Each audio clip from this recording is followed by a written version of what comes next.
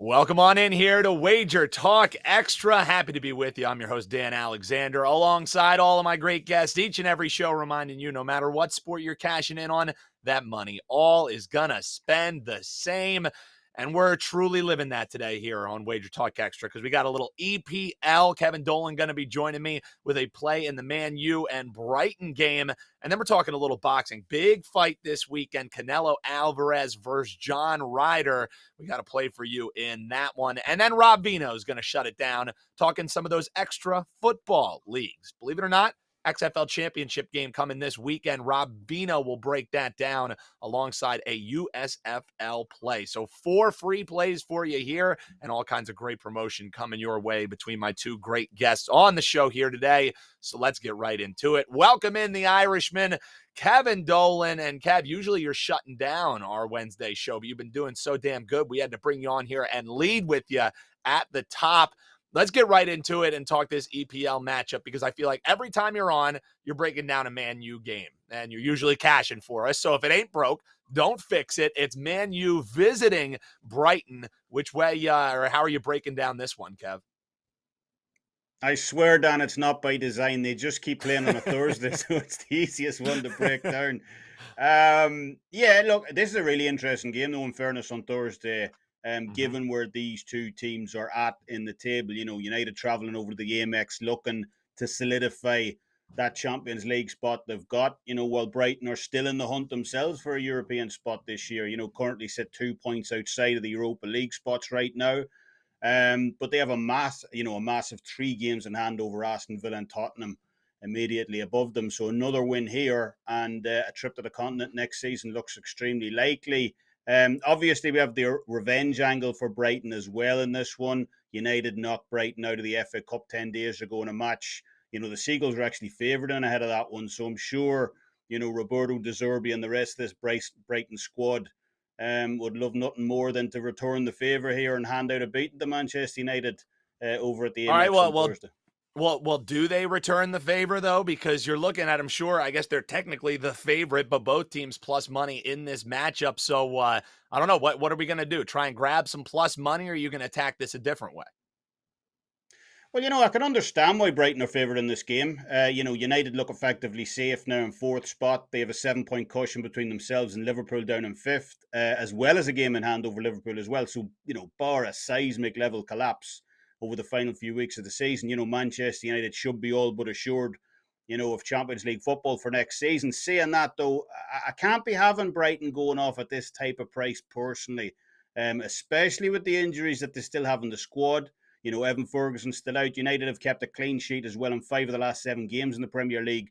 Granted, United's road form hasn't been their best this year, but they're still a formidable team when all of their pieces are clicking. United are unbeaten in 20 straight games when Bruno Fernandes, Casemiro, and Christian Eriksen take the field. So, like I said, I get why the line is where it is here. I get why Brighton are favoured. They're coming off a 6-0 annihilation, 6-0 annihilation of Wolves in their last game. Brighton need the win more as well, going for those European spots, revenge angle on top of all that.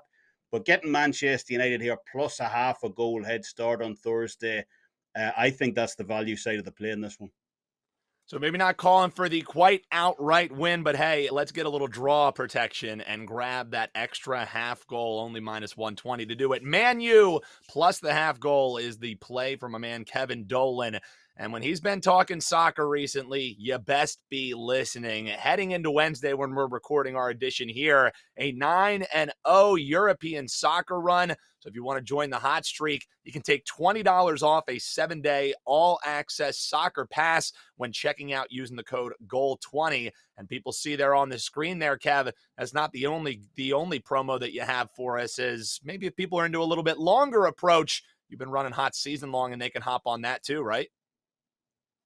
Exactly. We have one offer up. And then I thought, you know what? What's better than one? Two. Two is better, two is better than one. So we're giving people the option to lock in the 7-day, or if they're interested in a longer term soccer deal, lock in that 30-day with an even bigger $50 off discount. Because, as you said, soccer has been absolutely, especially European, has been fantastic over the last 2 weeks or so. And look, soccer's another sport. It never stops, even over the summer. Mm-hmm. It's day after day after day.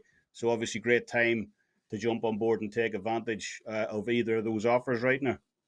Yeah, and what's better than one offer, two offers? What's better than one free play? How about two free plays? Let's swing it from the pitch on into the ring and take a look at this Canelo Alvarez and John Ryder fight. Now, famously, Kevin, on Wager Talk today, you gave out a play fading Canelo when he was facing off against Bivol, and that got you getting victory laps all over the internet outside of the usual people hopping in the comments. So what are we eyeing in this one? Could it potentially be another falter spot for Canelo? No, I'll keep it short. Look, getting Bivol at 7-1 on points was it was Christmas. People were sleeping on how good Bivol was. And look, I'm not dissing Ryder, but no, this is definitely not the same type of fight.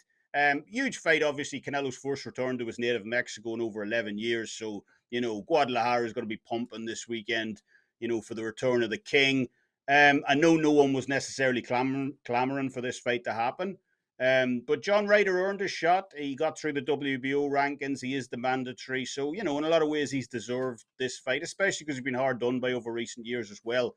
Yeah, I am excited for this one, although I'm not sensing an upset on Saturday either.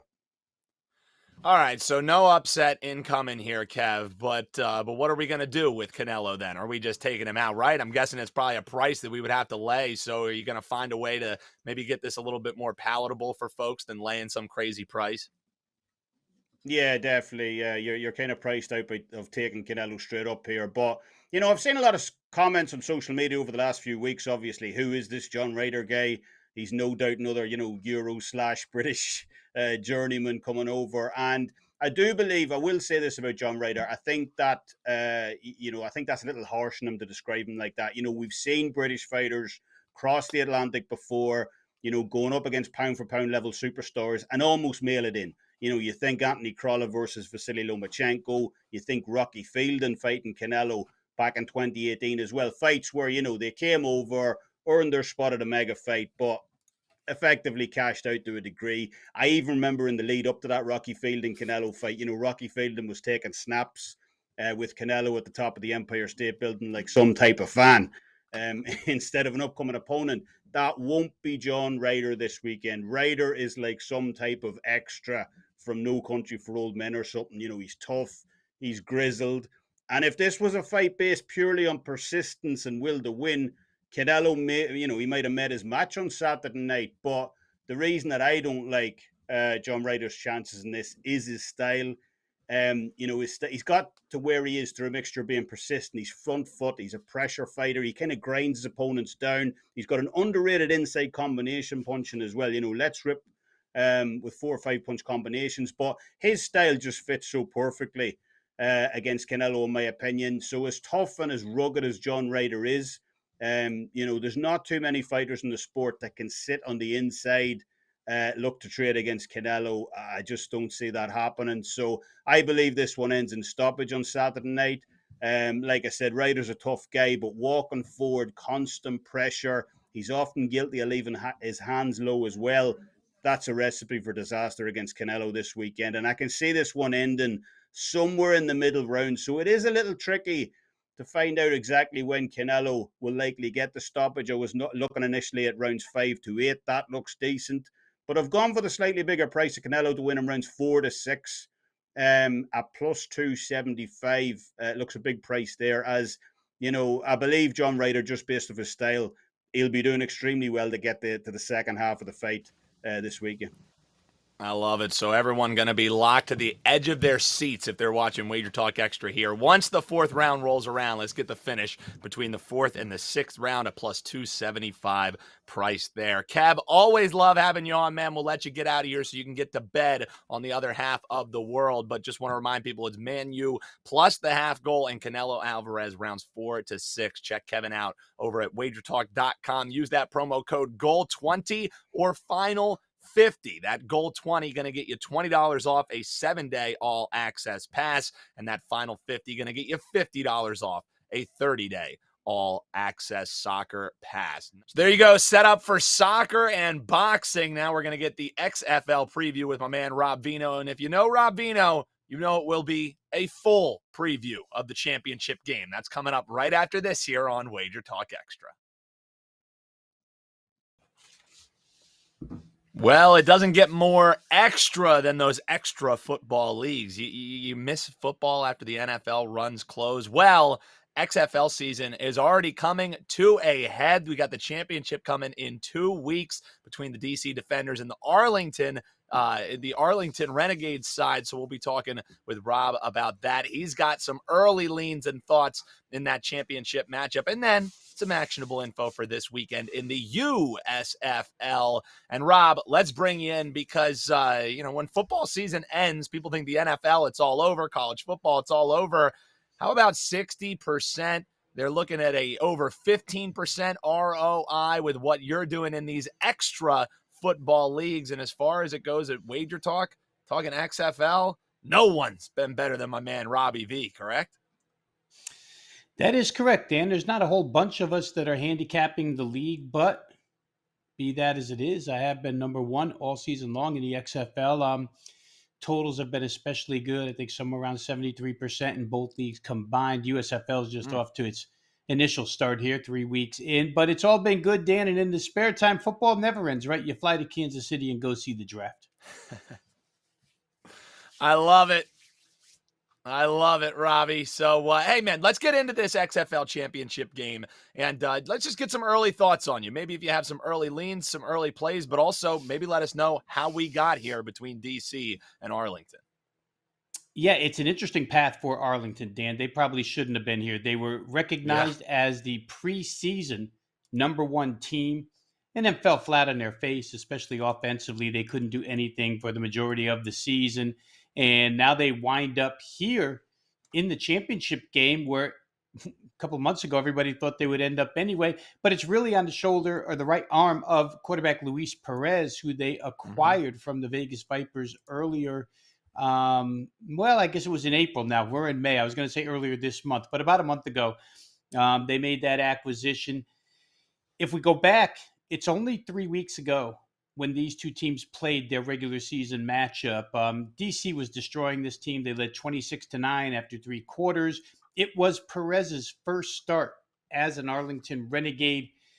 He led the team to 17 fourth quarter points. They tied it with 5 seconds left. They sent it to OT. They lose 28-26 as 10-point underdogs in that game. So they cover.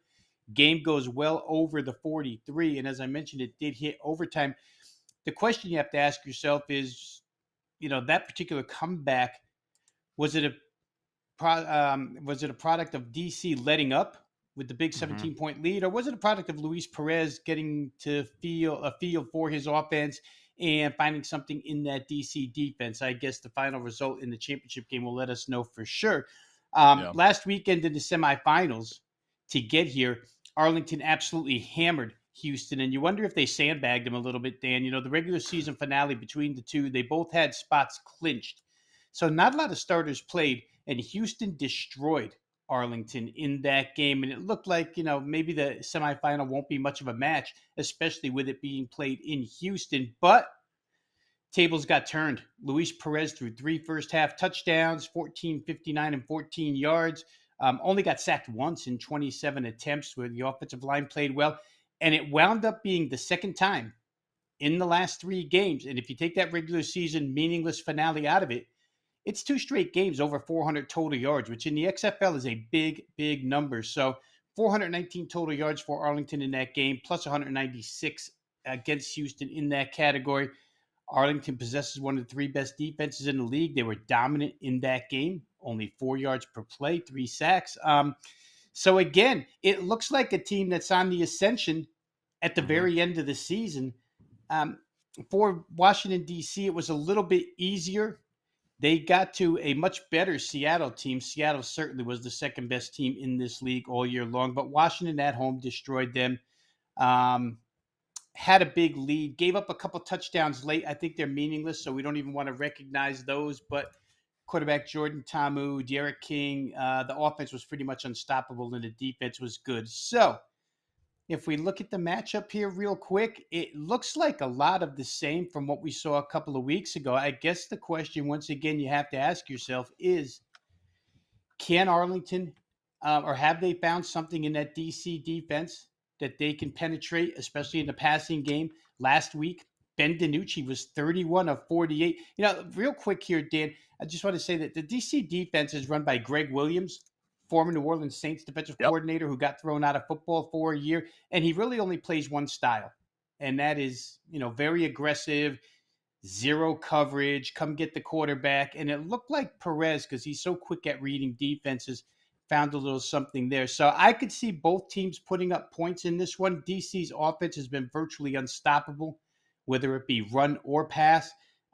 We're looking at numbers right now of 6 and 46.5. They haven't moved. The reason why we're talking about this game right now, maybe 10 days early before it starts, is because it only takes a few $100 to move these lines tremendously in the USFLs or in the XFL. So if you want to get in, could be good to get in early. My early look is that this total is probably too low. 46.5. They got the 54 the first time. Arlington's moving the football really well, and DC can't be stopped. So for purposes of this show now, a little bit early, Dan, I would say let's look at the over 46.5.